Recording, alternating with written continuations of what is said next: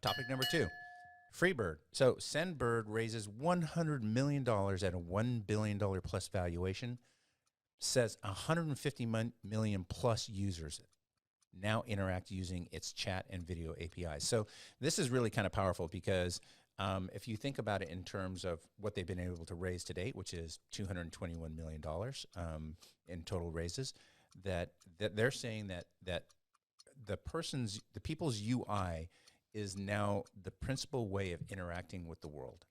I just want to say that, like, your UI, that screen that you have, is your principal interaction mode, more so than face-to-face.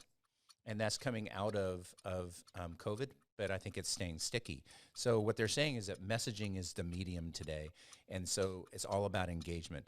And for them, it's tools, APIs, and network. They're not coming to you with an all-in-one solution. They're giving you the tools to bring this about. And so you've got video, you've got chat. We see that playing out in terms of, chat within respect to, what's even happening in Clubhouse. So one thing that again, we kind of talked about omnichannel distribution, and here's where this is getting kicked up a notch.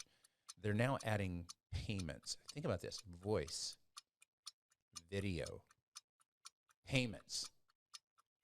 How does that coincide, right? Usually it's like, hey, we're in this, here's a video, go down below, click on this link and register or buy, and they go to a web experience. We're talking about invoice in the video, now payment processing. That's fascinating. That's fascinating.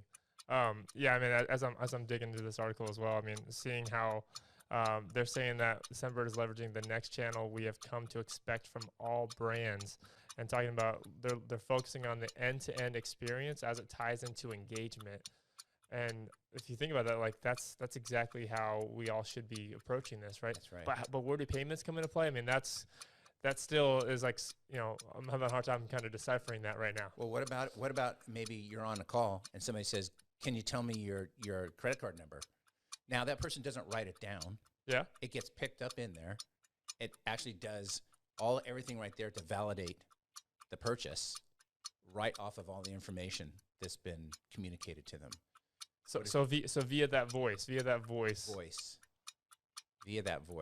So think of all the things that can be done now through this. Here we've talked about like omnichannel. We've talked about escalation between channels. Person calls in, chatbot into a chat, escalate to a voice. Maybe that's just friction. Maybe that's friction in the process. Oh, now I need to talk to somebody. Oh, now I'm getting to this. Why did I have to go through that? Now you get into that one channel. You soak in that channel, you get it all done in that channel, you get out of that channel, and you go on to what you're doing.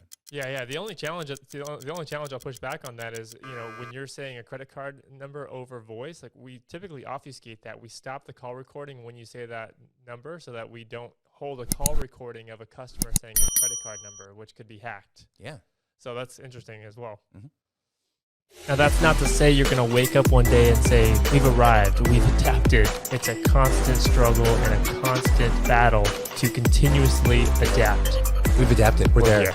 Yeah. That doesn't exist. Well, there's a great saying that kind of builds on what you just mentioned, which is like, how do you open up a small business? You open up a big one.